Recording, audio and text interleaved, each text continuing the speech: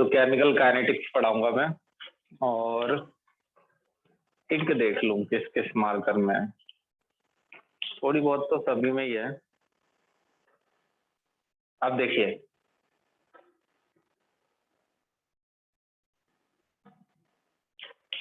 The rate of reaction क्या होता है, मीनिंग रेट ऑफ रिएक्शन कैसे निकाला जाता है, कुछ ये समझाने की कोशिश करूंगा मैं। तो रेट ऑफ रिएक्शन, रेट का मतलब एक तरीके से स्पीड होता है रिएक्शन की, कि रिएक्शन किस स्पीड से चल रही है।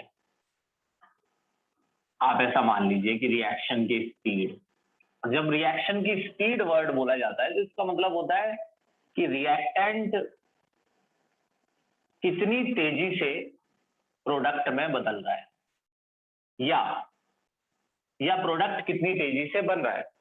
दोबारा बोलता हूं मैं शब्द, जब हम रेट ऑफ रिएक्शन पढ़ते हैं तो दरअसल हम उस समय ये पढ़ रहे होते हैं कि कितनी तेजी से रिएक्टेंट प्रोडक्ट में बदल रहा है, या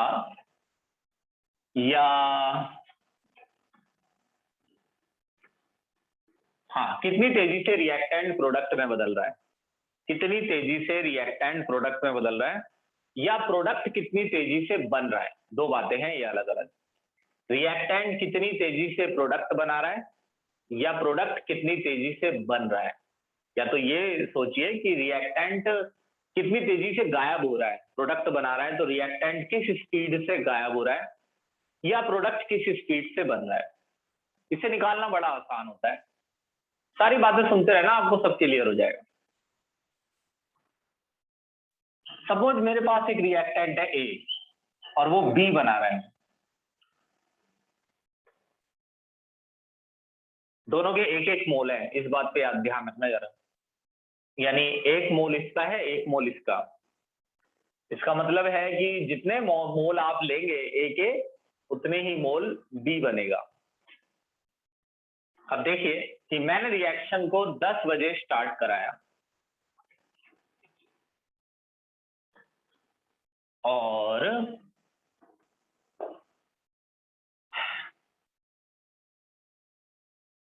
सुनना, मैंने रिएक्शन को 10 बजे स्टार्ट कराया और उस समय मैंने ए 50 मोल लिया था पर लीटर जरूर लगाना है, इसके बारे में हम डिस्कस कर लेंगे कि लीटर का क्या सीन है। अभी आप इसे छोड़िए, सवाल कभी आता नहीं है, कभी उठता नहीं है, कहने का मतलब है। इसके वजह से आपकी कुछ इंपॉर्टेंट बातें रह जाएंगी।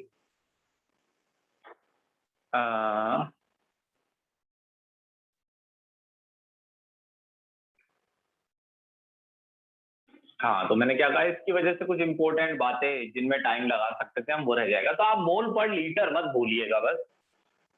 अब कुछ समय बाद जैसे टाइम बीतता है तो ए बी में बदलता है, तो ये 50 के 20 रह गए, या 30 कर लो, ज्यादा 10 कर लो, 10 मोल रह गए और बाकी मोल कहाँ गए, मतलब 10 ही क्यों रह गए, ये गायब क्यों नहीं हो गए होंगे। और टाइम बीतेगा तो ये भी गायब हो जाएंगे, यहाँ इक्विलिब्रियम तो अटेन हुआ नहीं है। लेकिन मैं बीच में ही रेट निकाल रहा हूँ, मैं दिखा रहा हूँ कि बीच में ही रेट निकाला जा सकता है, रिएक्शन के एंड होने की जरूरत नहीं है। और अगर ए और बी के मोल बराबर रहते हैं, तो अगर 50 में से 10 मोल ए बचा है तो 40 मोल गायब हो गया है। तो इसका मतलब जो बी है वो 40 मोल हो गया है।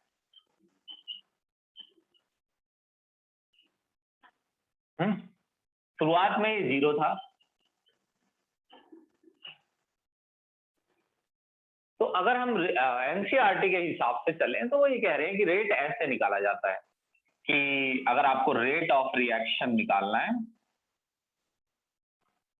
तो रेट ऑफ रिएक्शन निकालने के लिए आप लिखेंगे change in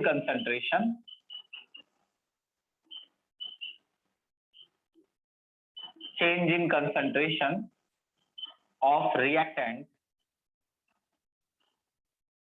divide by change in time.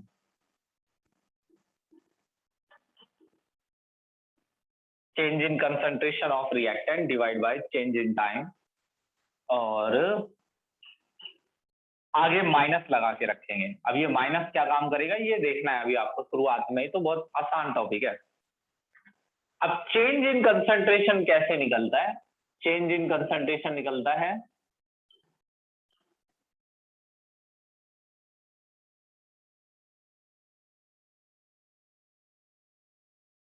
Change in concentration कैसे निकलता है? चेंज इन कंसंट्रेशन निकलता है rate of reaction equals to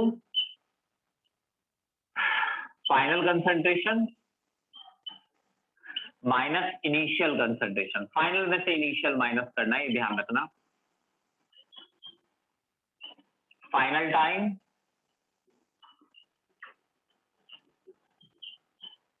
divide by initial time.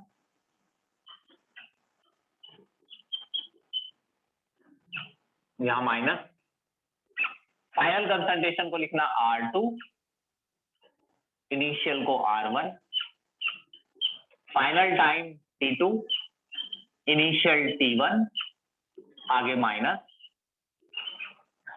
अब देखिए मैं जैसे R2 फाइनल कंसंट्रेशन है रिएक्टेंट की, R लिखा है ना, R मतलब reactant.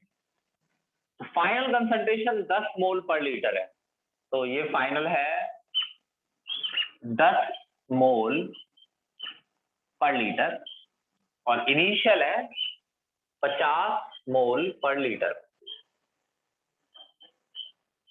Divide by final time है 12 PM या 12 बज रहे, इनिशियल है 10, ये आवर्स में आएगा टाइम, दिख रहा होगा आपको 2 घंटे बीत गए हैं 10 से 12।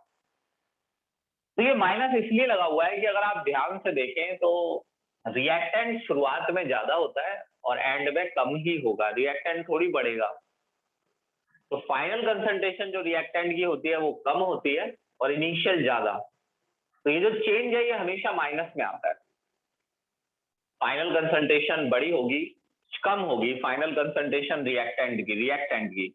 रिएक्टेंट समय के साथ घटता है ना, तो फाइनल कंसंट्रेशन कम होगी, इनिशियल ज्यादा, तो ये माइनस में आता है। तो आगे अगर माइनस लगा रहता है तो फिर ये प्लस में आ जाता है, +40। तो एक क्वेश्चन ये भी आता है क्या रेट ऑफ रिएक्शन माइनस में होता है रिएक्टेंट के टर्म्स में? अगर हम रिएक्टेंट से रेट निकालें तो क्या वो माइनस में आता है क्या? ना, नहीं, फॉर्मूला होता है माइनस में, रेट तो प्लस में ही आएगा। 2 घंटे तो 20 मोल पर लीटर पर आवर, ये रेट है। अब ये रेट के बारे में थोड़ा डिस्कस कर लेते हैं कि ये वैल्यू का मीनिंग क्या है, महत्व क्या है इस वैल्यू का। तो इस वैल्यू का ये सिग्निफिकेंस है कि ये वैल्यू आपको ये बताना चाह रही है कि हर घंटे 20 मोल रिएक्टेंट गायब हो जाता है, यानी वो प्रोडक्ट में बदल जाता होगा। अब प्रोडक्ट के कितने मोल बनेंगे ये तो डिपेंड करता है कि प्रोडक्ट के मोल कितने हैं रिएक्शन में। जैसे यहाँ एक है तो 20 मोल इसके गायब होंगे तो 20 ही मोल बनेंगे। लेकिन अगर ये 2 लिखा होता 2B, A एरो 2B, तो इसके 20 मोल गायब होते तो इसके 40 बनते, डबल बनते ना। फिर वो बात की बात है, वो देखेंगे जब जो होगा। लेकिन फिलहाल ये रेट ये आपको बता रहा है कि 1 घंटे में 20 मोल पर लीटर। अच्छा, पर लीटर बोलना क्यों जरूरी है? वो ये बता रहे हैं कि अगर मान लो ये कोई गैस है तो कंटेनर के हर लीटर में, यानी गैस के हर लीटर के अंदर 20 मोल 1 घंटे में प्रोडक्ट में बदल जाते हैं। 1 लीटर स्पेसिफाई कर देता है कि हर किसी कोई अगर अमाउंट ज्यादा, थोड़ा बहुत बताता हूं इसके बारे में। मान लीजिए कोई ज्यादा गैस लेगा तो फिर ज्यादा गैस लेने का मतलब है रेट भी ज्यादा आएगा, क्योंकि तो ज्यादा गैस का मतलब है कि ज्यादा तेजी से बी बनेगा। सोचिए एक बच्चे ने 10 मोल ए लिया है और एक बच्चे ने 1 लाख मोल ए लिया है, तो दोनों में 1 लाख वाले में प्रोडक्ट जल्दी जल्दी बनेगा क्योंकि वहां पे ज्यादा मॉलिक्यूल हैं ए के बी में बदलने के लिए, तो रेट अलग अलग आएगा इस कंडीशन में। मगर आप 1 लीटर अगर लिख देते हैं तो इसका मतलब होता है दोनों जगह अमाउंट सेम हो जाती है। फिर 1 लीटर ए और 1 लीटर ए दूसरे ने लिया, कोई ज्यादा भी लेगा ए तो भी रेट तो उसे 1 लीटर के अंदर ही बताना पड़ता है, तो 1 लीटर थोड़ा स्पेसिफाई कर देता है, रेट अलग अलग नहीं आता है फिर। 20 मोल पर लीटर पर आवर, तो आप मोल लीटर लगाते रहना, अभी आप इसकी टेंशन मत लीजिए। अच्छा फॉर्मूला ये तो रिएक्टेंट के टर्म में, आप ये भी दो, एक तो आपने यहां से समझा कि ये अप्लाई कैसे करते हैं सिंपल, और ये देखिए एक चीज और भी लिखिए कि इसको माइनस लगा लीजिए और इसको कहते हैं डेल्टा आर। डेल्टा मतलब चेंज, और आर पे ये जो स्क्वायर ब्रैकेट है, स्क्वायर का मतलब है मोलर कंसंट्रेशन, ये मोलर कंसंट्रेशन है, मोल पर लीटर मोलैरिटी है। तो रिएक्टेंट की मोलैरिटी यानी मोल पर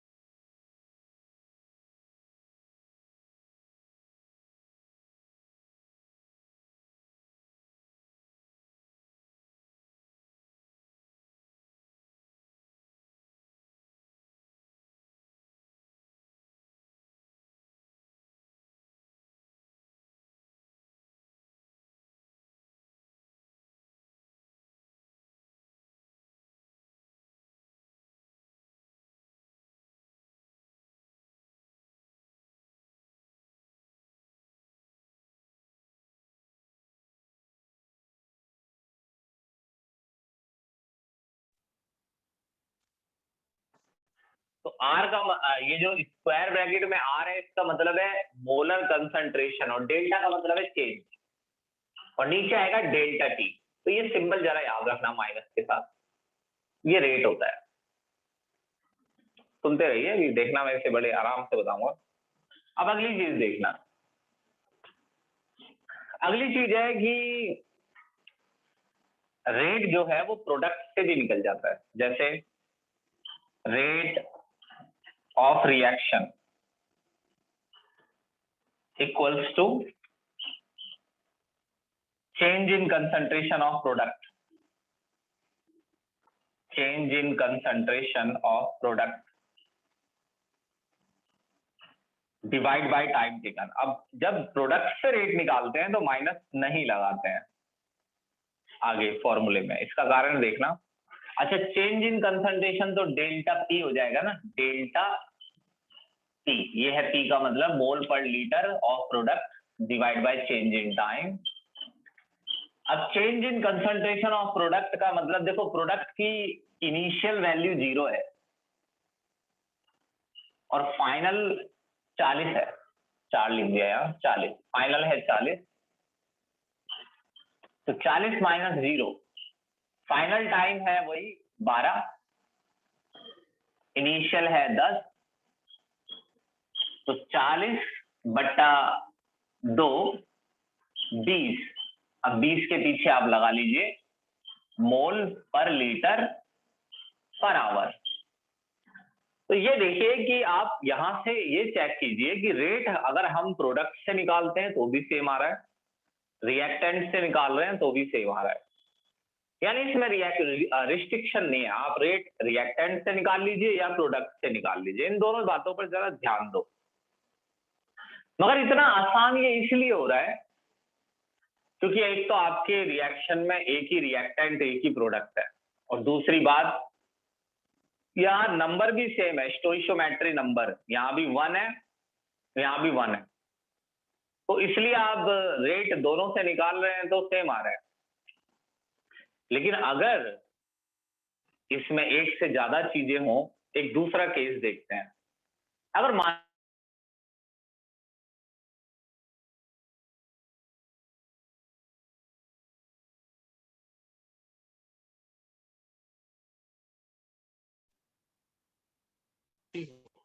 जिसमें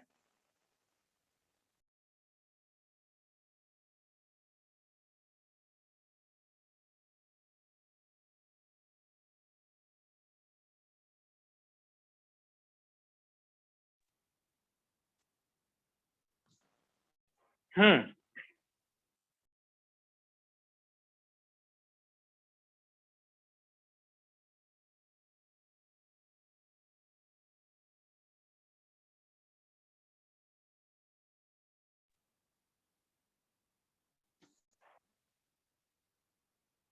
अब देखिए, इसका स्क्रीनशॉट लीजिए।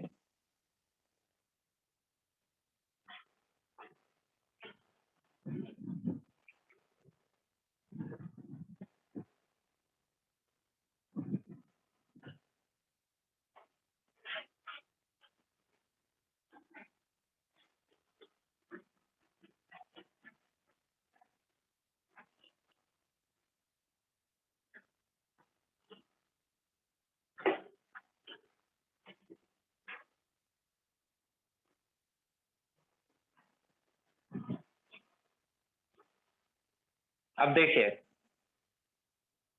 अब मान लो कोई रिएक्शन ऐसी है जैसे A प्लस 2B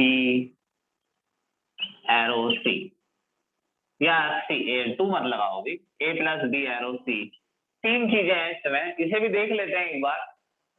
लेकिन एक चीज देखिए, इसमें भी जो आगे वाले नंबर हैं वो सेम है, 1 1 1 1 1 1 की ही इक्वेशन है, 1 1 1। अब मान लो कि A जो है वो 20 मोल था स्टार्टिंग में, तो B भी आपको 20 ही मोल लेना पड़ेगा, क्योंकि स्टोइशियोमेट्रिक नंबर बराबर हैं, तो ये पूरी तरह से रिएक्ट तभी करेंगे जब इनकी अमाउंट बराबर हो। रिएक्ट तो अगर आप ये B ज्यादा लेंगे तो भी करेगा, लेकिन B फिर बचेगा, फिर उसमें अच्छा नहीं लगता वो देखने में, तो इसलिए इसको बराबर लिया गया है 20 मोल पर लीटर। शुरुआत में ये 0 है। अब देखिए कि अगर समय के साथ अगर मान लीजिए कि 3 घंटे बीते और ये रेट ये बचा है 5 मोल, यानी 15 मोल रिएक्ट कर गया, तो 15 मोल ये अकेला रिएक्ट थोड़ी कर जाएगा, 15 मोल ये भी तो जाएंगे फिर, और ये 20 20 40 नहीं हो जाएंगे बेवकूफ हो।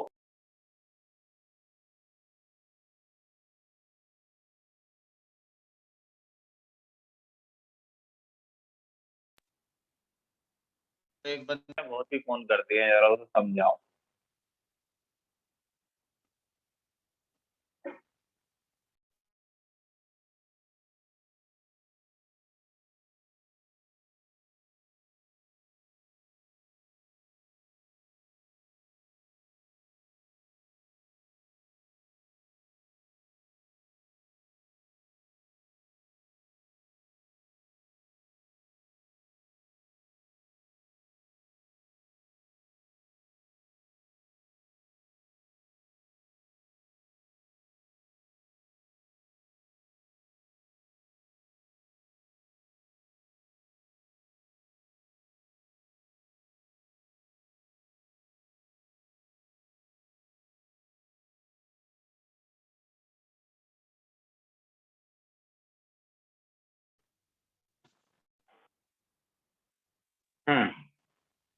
तो एक चीज देखो कि एक मोल ए रिएक्ट करता है और एक मोल बी, तो एक ही मोल सी तो बनेगा, एक और एक दो मत कर देना भैया। तो 20 मोल में से 15 रिएक्ट कर गए हैं, 5 बच्चे हैं ना, 15 गायब है, तो 15 ही इसके गायब हो गए। अकेला ए थोड़ी ना सी बना रहा है, एक ए के साथ एक बी भी तो जाता है, तो 15 ए के साथ 15 बी भी जाएगा, तो ये भी 5 मोल बचेगा। और सेम टाइम में अब ये 0 से हो जाएगा 15, क्योंकि 15 मोल ए गायब हुआ है और 15 मोल बी, तो आप तीनों से रेट निकालेंगे तो सेम आएगा, है ना, वो दिख भी रहा है आपको, चाहे आप ऐसे निकालें, change in concentration of A divide by change in time, change in concentration of B divide by change in time equals to, minus लगा के रखो, change in concentration of C, इसमें नहीं आएगा minus, divide by change in time, तीनों से rate same आता है। तो यहाँ से ये इतना आसान टॉपिक है, लेकिन मैं आपको समझाना क्या चाहता हूँ, मैं आपको ये समझाना चाहता हूँ कि आप रेट तीनों में से किसी से भी निकाल सकते हैं, और एक खास बात, rate will be same, rate same आएगा। यानी डेफिनेशन कुछ ऐसी होनी चाहिए रेट की कि चेंज इन, रेट ऐसे निकलता है, change in concentration of any of the reactant और प्रोडक्ट, यानी किसी भी रिएक्टेंट और प्रोडक्ट, किसी भी रिएक्टेंट और प्रोडक्ट की कंसंट्रेशन में जो चेंज आया है वो लिख दीजिए, change in concentration of any of the reactant और product divide by change in time.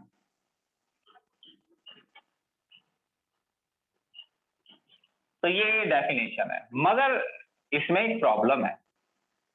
Problem है कि अगर प्रैक्टिकली हम देखें इक्वेशंस, तो वो ऐसी नहीं होती हैं कि उनमें नंबर्स बराबर हो। जैसे एक इक्वेशन लिखते हैं रियल, स्क्रीनशॉट लीजिए।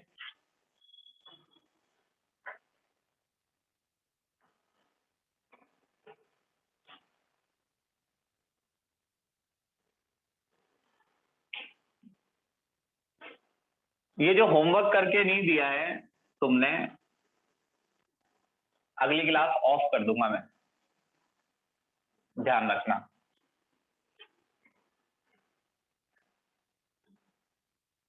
एक्सरसाइज के क्वेश्चन अगर आपने करके नहीं दिए अगली क्लास से पहले, अगर भारी संख्या में बच्चों ने नहीं दिए तो क्लास ही ऑफ कर दूंगा, और अगर आप ही ने नहीं दिए कुछ 3 4 5 ने, तो आपको निकाल दूंगा।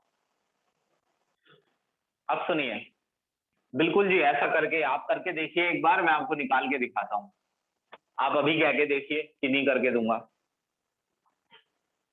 अब देखिए,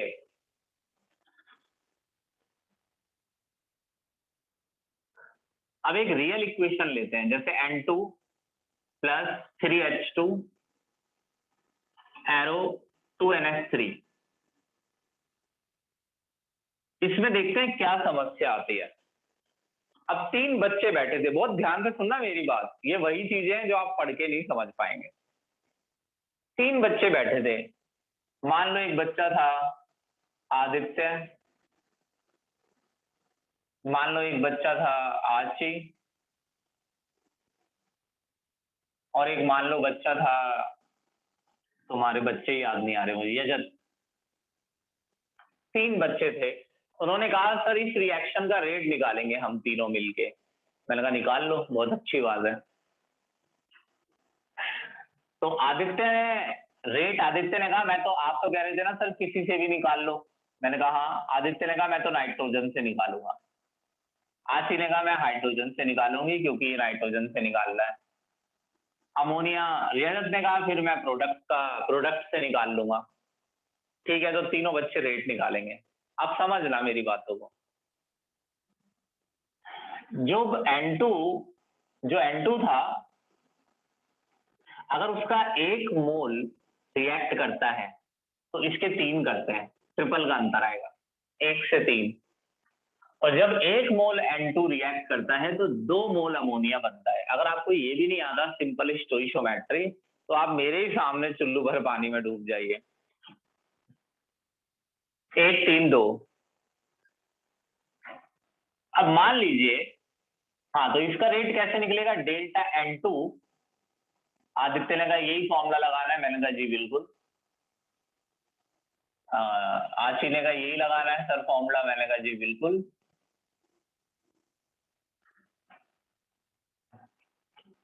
यजत ने कहा कि यही फॉर्मूला लगाना है, मैंने कहा हाँ जी। आशी ने ऐसे बस मैंने कहा माइनस लगा लो आगे। अब जैसे मान लीजिए कि नाइट्रोजन 10 मोल था स्टार्टिंग में, और 10 मोल नाइट्रोजन था, और मैं कहता हूं कि 2 घंटे में नाइट्रोजन 4 मोल रह गया, या 2 मोल, 2 मोल रह गया। ऐसे नहीं, रुको, हाँ ठीक है, 1 से पता चल जाएगा। अब सुनो, तो रुक जाओ, मैं सोच लूँ 1 मिनट है, क्या करना चाहिए।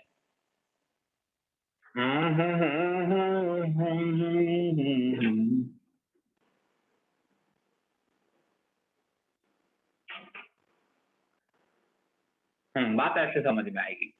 अब सुनो, हाँ, आदित्य ने पता किया कि नाइट्रोजन के 50 मोल पर लीटर रिएक्ट कर रहे हैं, यानी जो चेंज इन कंसंट्रेशन है नाइट्रोजन का वो 50 मोल है। अरे कौन है माइक खोले पड़ा है? तुमने तो रिकॉर्डिंग की ऐसी कर दी, एक तो मैंने और तुमने मिलके। 50 मोल पर लीटर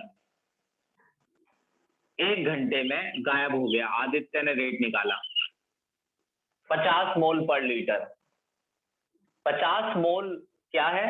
कंसंट्रेशन में अंतर आया होगा, ये चेंज इन कंसंट्रेशन। माइनस था, यहां भी माइनस आया होगा तो ये प्लस में आ गया है। अगर इसके 50 मोल 1 घंटे में रिएक्ट करते हैं तो इसके 150 बढ़ जाएंगे, 3 गुना ज्यादा। रिएक्शन ही बता रही है। तो आरसी का रेट आ रहा है 150 मोल, क्योंकि एक ही रिएक्शन पे वर्क कर रहे हैं तीनों। और यजत कह रहा है कि 100 मोल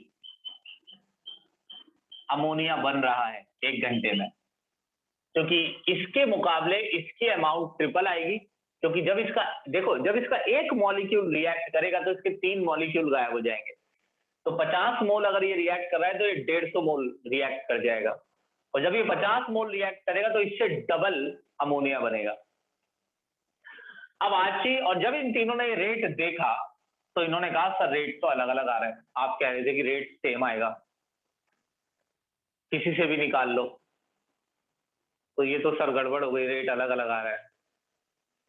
तो मैंने कहा देखिए रेट अलग अलग इसलिए आ रहा है क्योंकि आप दरअसल रेट ऑफ रिएक्शन नहीं निकाल रहे हैं, आप निकाल रहे हैं rate of disappearance of N2 के गायब होने का rate, rate of disappearance of N2। जो ये वैल्यू है ये रेट ऑफ रिएक्शन की वैल्यू नहीं है, ये वैल्यू सिर्फ इतनी इंफॉर्मेशन दे रही है कि नाइट्रोजन किस रेट से गायब हो रहा है। बस ये वैल्यू सिर्फ इतनी इंफॉर्मेशन दे रही है कि नाइट्रोजन किस रेट से गायब हो रहा है। दूसरी वैल्यू रेट ऑफ डिसअपीयरेंस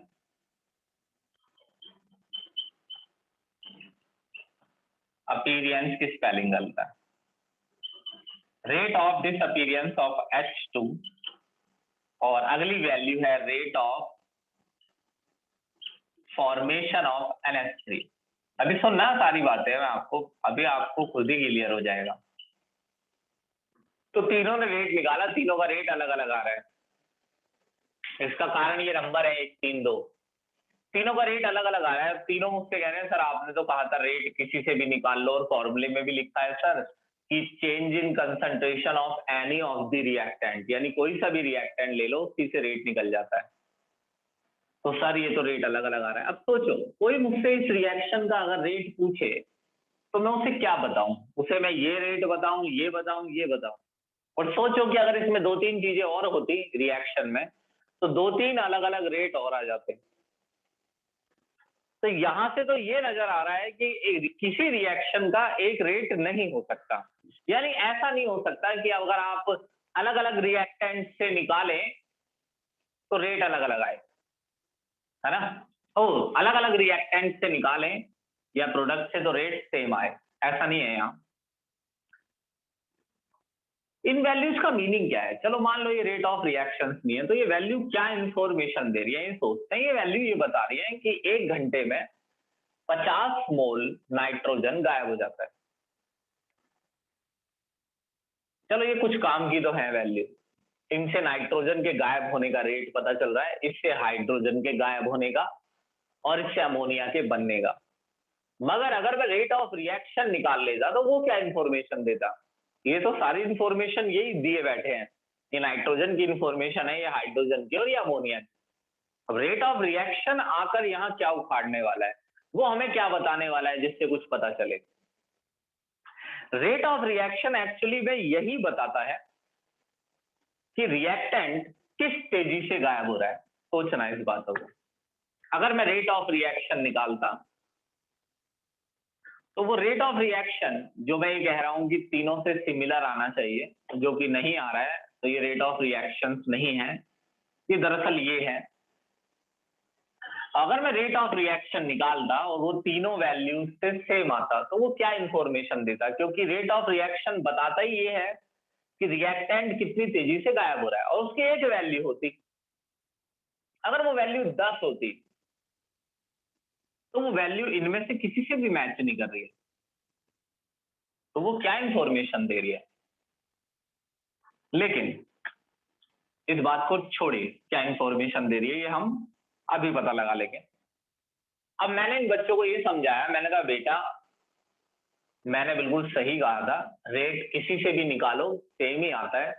बस मैंने आची से ये कहा कि आपको आची डेल्टा सॉरी आदित्य से कहा delta N2 by delta T, ये तो ठीक है।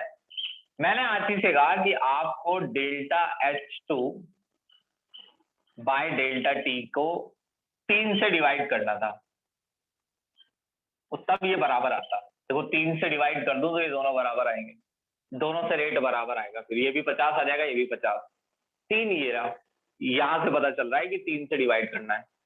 अब आज की मुझसे कहेगी सर 3 से डिवाइड क्यों करना है, या मान लीजिए आज के अक्सर बच्चे इतनी जल्दी तो पूछते भी नहीं है क्योंकि इतनी बातें होती हैं समझने के लिए। मान लो आज की ने कहा अच्छा अच्छा सर इससे डिवाइड कर देना है, मैंने कहा हाँ, तो आज ने कहा ठीक है, अब रेट सेम आएगा सर, मैंने कहा हाँ, और दिख ही रहा है तुम्हें सेम आएगा। 3 से डिवाइड कर दूं अगर इसे 2 से डिवाइड कर दूं, तो मैंने इससे कहा यजस से कि यजस तुम्हारा भी सेम आएगा, 2 से डिवाइड नहीं किया तुमने बेटा, ये नियम है 2 से डिवाइड करो।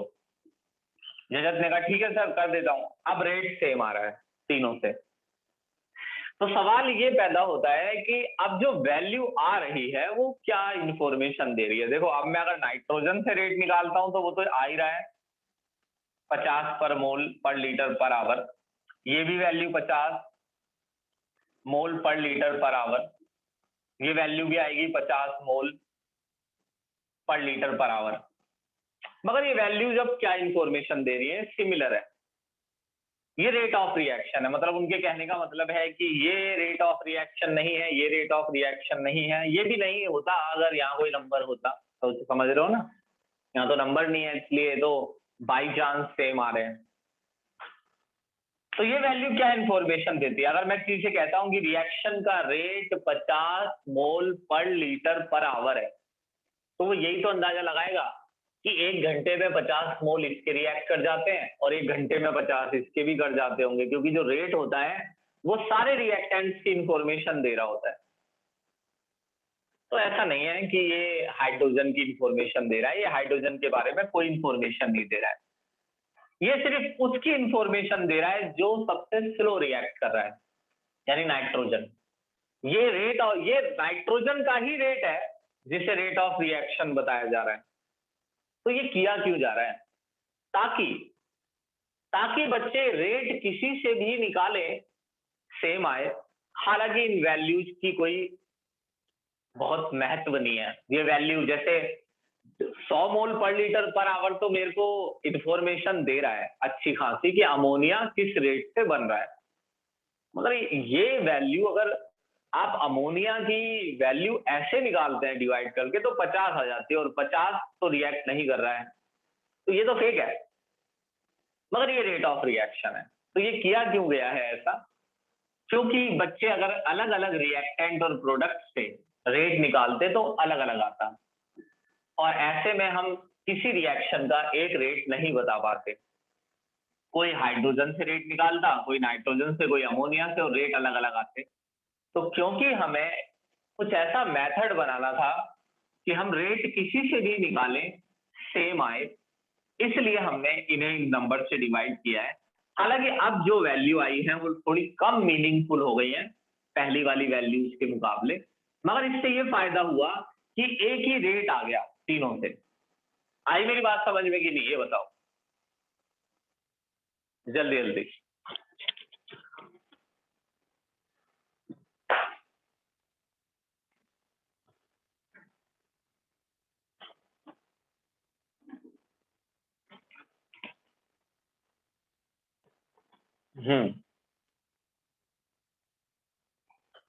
स्क्रीनशॉट लीजिए इसका।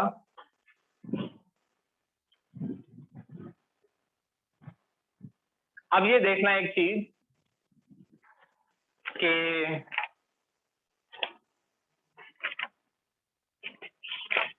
अब मैं एक रिएक्शन लिखता हूं। अब आपको किस चीज पर ध्यान देना है, बहुत ढंग से ध्यान देना। मैं आपको 1-2 मिनट का टाइम भी दूंगा सोचने के लिए, पढ़ने के लिए। स्क्रीनशॉट लीजिए इसका।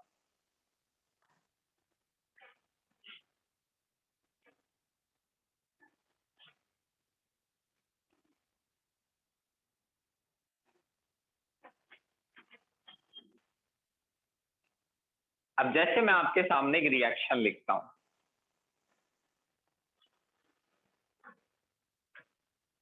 ये 5Br minus plus BrO3 minus plus 6H plus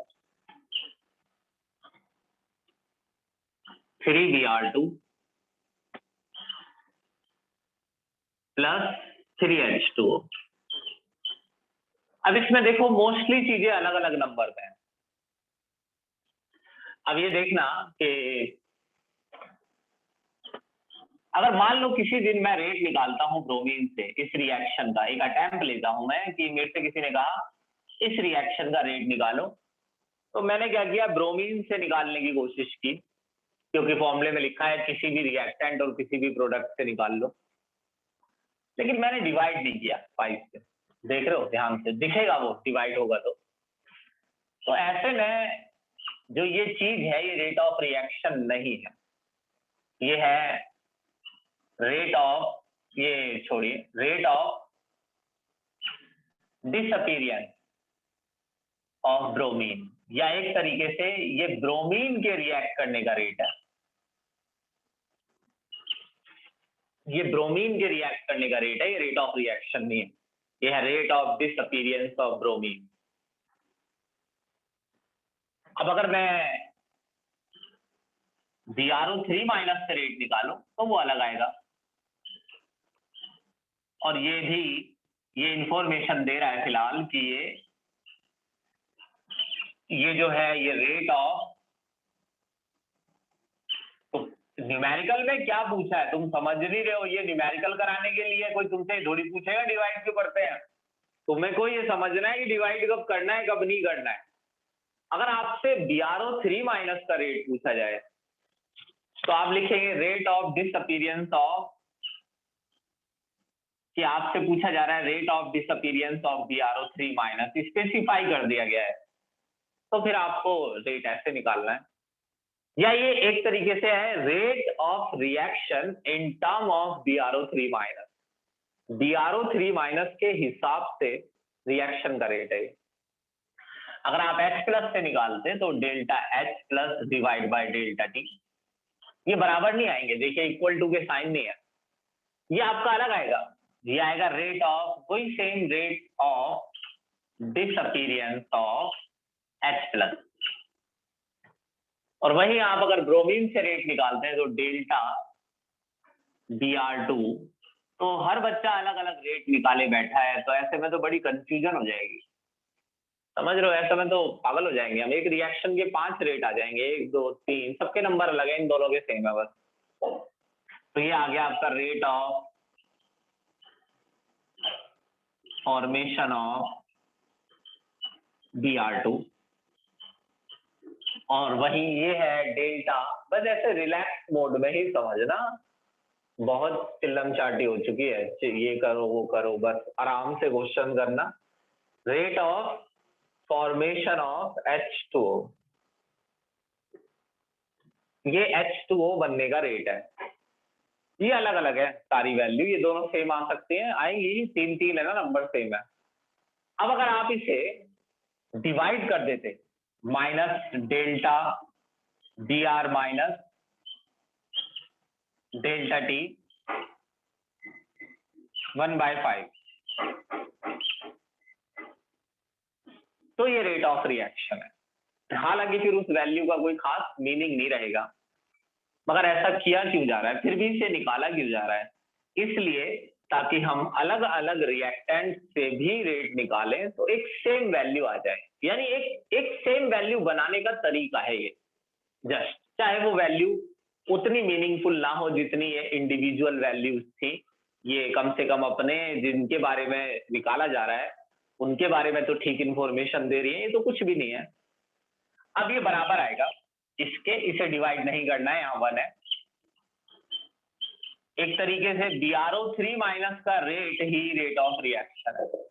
BrO3 minus का rate he rate of reaction बन गया है। वहीं 1/6 डेल्टा H प्लस, तो जब आपसे रेट ऑफ रिएक्शन पूछा जाए तो आपको इन्हें डिवाइड करना है। और ये भी देख लीजिए ध्यान से, एक का रेट दे दिया तो दूसरे का निकल जाएगा। ये ऐसे बराबर है, ऐसे बराबर मत कर देना, डिवाइड करके ये बराबर हो जाते हैं ऐसे। ये ध्यान नहीं रखोगे ना तो कल को ये है क्या, ये बिल्कुल तुच्छी सी चीज है। ये पहले रेट ऑफ रिएक्शन 10वीं में आता था ओल्ड सिलेबस में, चैप्टर पहला ही था शायद, रेट ऑफ रिएक्शन 10th में आता था पहले। इतना तक आ जाता था जितना ये है, ये जितना मैंने आपको अभी भी पढ़ाया ना इतना आ जाता था, बस इतने तक था वो चैप्टर में। मतलब उससे आगे अलग चीजें थी उसमें। अब इसे 1/3 करना पड़ेगा। तो देखिए मान लीजिए आपको कोई ध्यान से देखना, आपको कोई किसी एक का रेट दे दे, किसी भी एक का रेट अगर आपको दे दिया जाए, लेट्स सपोज कि आपको ये वाला रेट मिल जाए, देखना ध्यान से, आपको ये वाला रेट मिल गया और आपको ये वाला रेट निकालना है। देखना अभी, सुनना ध्यान से, ध्यान दो। Br2 का रेट मिल गया है, न्यूमेरिकल में गिवन है, और ये वाला रेट निकालना है। तो क्या इन दोनों को बराबर रख दोगे? नहीं ना, इनको बराबर रखना है ऐसे, इसे 3 से डिवाइड करके, इसे 5 से डिवाइड करके। अब ये वैल्यू आपको इतनी दी हुई है, इतनी, तो उस वैल्यू का 1/3 कर देना है, बराबर में 1/5 के साथ होना चाहिए, फिर उसमें 5 की मल्टीप्लाई कर देनी है, तो ये रेट निकल जाएगा। ये रेट किसका होगा? Br माइनस का। अब देखना एक चीज, मान लो ये रेट आपको दे दिया जाए और आपसे कहे रेट ऑफ रिएक्शन निकालो, ये रेट दे दिया और कह रहा है रेट ऑफ रिएक्शन निकालो, सुनना, तो इसी को 1/3 कर दो, तो ये रेट ऑफ रिएक्शन हो गया। अब मान लो आपको ये दिया हुआ है, ये वैल्यू दी हुई है, ये वाली, और कह रहा है कि इसका रेट निकालो, ब्रोमीन का। उल्टा हो रहा है, रेट ऑफ रिएक्शन दिया है, ये दिया है रेट ऑफ रिएक्शन, और देखो वो ये थोड़ी बोलेगा कि Br माइनस का रेट ऑफ रिएक्शन, ये सारी वैल्यू सेम है। अब एक चीज देखो, सवाल है कि रेट ऑफ रिएक्शन दिया है, यानी ये भी दिया है, ये भी दिया है, ये भी दिया है, ये भी दिया है, ये भी दिया है, ये सब रेट ऑफ रिएक्शन है। तो ये दिया है, 1/3 कर दो इसका, ये पूरा। अब इसी में अगर 5 की मल्टीप्लाई कर दो तो ये रेट निकल जाएगा, Br माइनस का रेट। समझ रहे हो क्या कह रहा हूं? बताओ एक बार।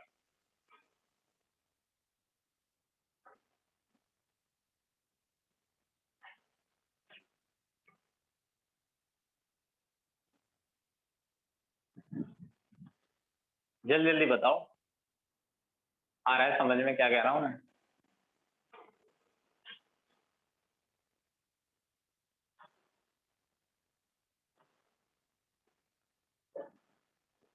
तो ये जो सब है ये रेट ऑफ रिएक्शन है। अच्छा ये तो समझ में आ रहा है ना डिवाइड क्यों किया जा रहा है, ये रेट ऑफ रिएक्शन है। इतना कह रहा हूं मैं, कुछ खास नहीं कह रहा हूं, मैं ये कह रहा हूं कि क्वेश्चन दिया था पेपर में, रेट ऑफ रिएक्शन दिया था और पूछ रहा था rate of disappearance of, rate of reaction दिया था और पूछ रहा है rate of disappearance of Br2, question है।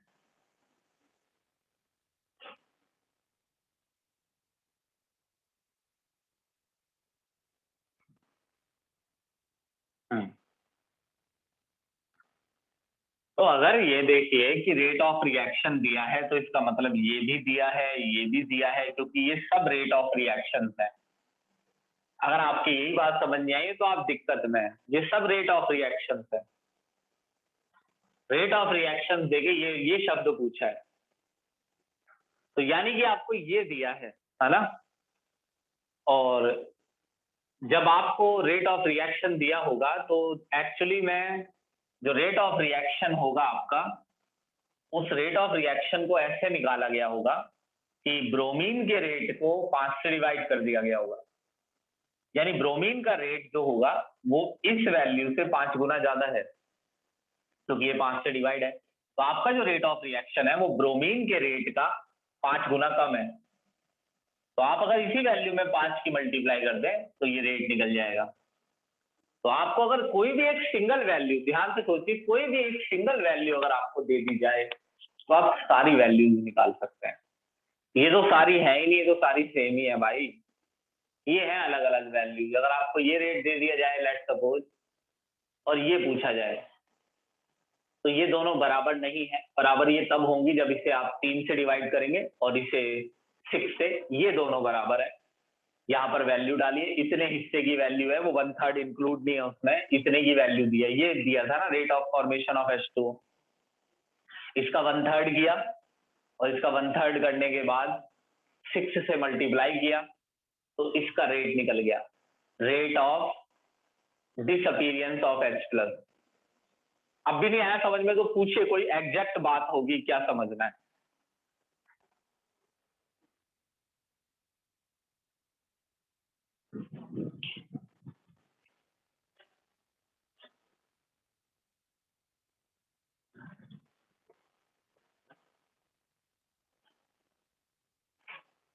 ठीक।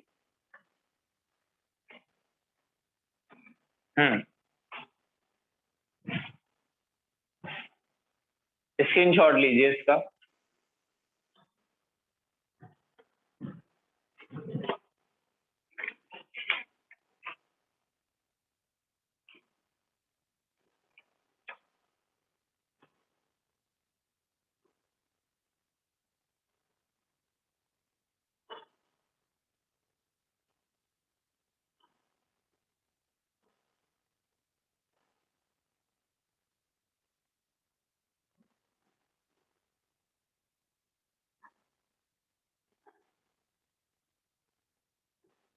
अब देखिए, ये एक सवाल है बड़ा छोटा सा, इसे करके देखते हैं, ज्यादा समझ में आए शायद। स्क्रीनशॉट लीजिए इसका।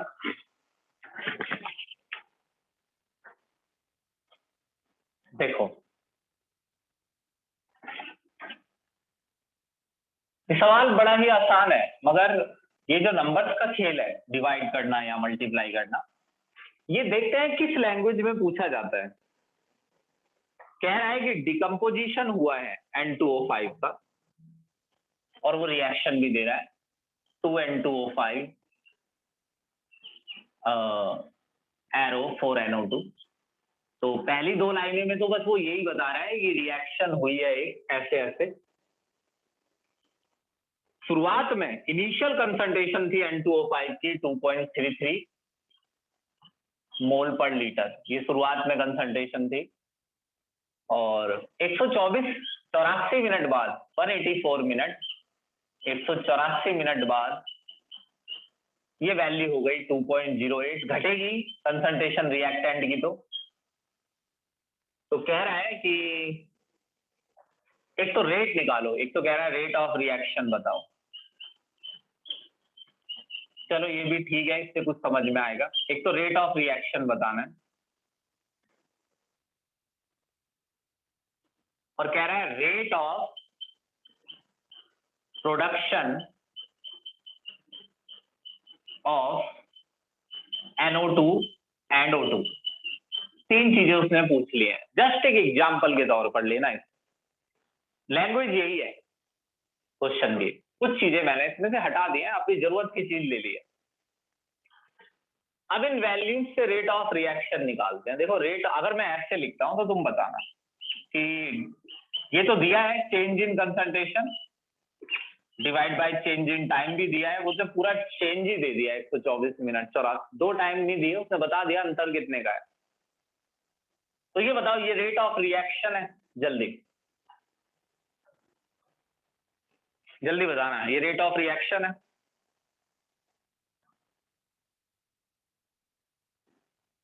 नहीं, ठीक है, तो ये रेट ऑफ रिएक्शन नहीं है, तो ये है रेट ऑफ रिएक्शन 1/2 है ना। तो चलो ऐसा कर देते हैं 1/2, चेंज कितने का है, फाइनल माइनस इनिशियल, माइनस लगा लो पहले, फाइनल है 2.08, इनिशियल है 2.33, टाइम है 184 मिनट, मिनटों में आएगा मोल पर लीटर पर मिनट, वो लिख देंगे यूनिट लास्ट में, लिख ही देता हूं मोल पर लीटर पर मिनट। अब ये पूछा है, चलो ये तो निकल गया, रेट ऑफ रिएक्शन है, rate of production of NO2। तो आपने जो ये वैल्यू निकाली है वो इतनी है, तो ये है -12 2.08 -2.33 divide by 184 equals to delta NO2 by delta T। ये सही लिखा है, ये बताओ?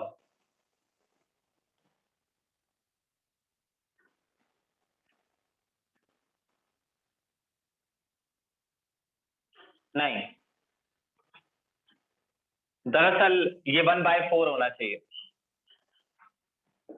अब ये रेट ऑफ रिएक्शन है और ये भी रेट ऑफ रिएक्शन है, ये रेट ऑफ रिएक्शन है, ये तो है ही रेट ऑफ रिएक्शन 1/2 करते ही। अब आप अगर इसमें 4 की मल्टीप्लाई कर दें तो ये निकल जाएगा, है ना। अब सुनना, क्या निकालना है, rate of production of NO2। तो NO2 ये तो रेट ऑफ रिएक्शन है, अगर ये पूरा ही निकाल लोगे तो ये तो निकला हुआ था पहले ही भाई, ये तो रेट ऑफ रिएक्शन तो एक ही होता है ना। अगर आपसे NO2 का रेट पूछा है तो आपको 1/4 को हटाना पड़ेगा, 4 यहाँ आएगा, मल्टीप्लाई हो जाएगा इस वैल्यू में, तो ये जो निकलेगा ये होगा rate of production of NO2।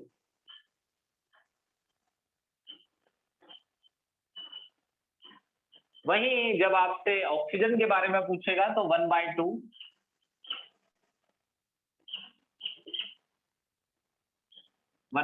Multiply 2.08 -2.33 divide bye 1.184, ये इक्वल्स टू है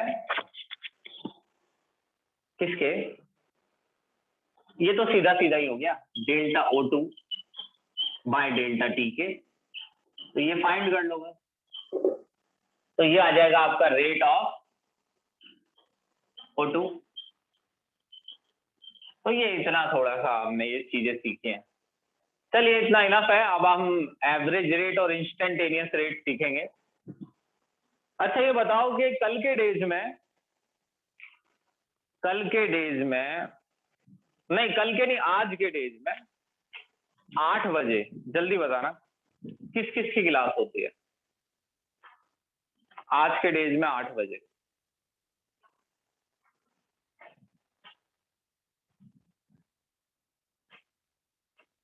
कुछ एक्स्ट्रा क्लास ले लेंगे आज के डेज में 8 बजे।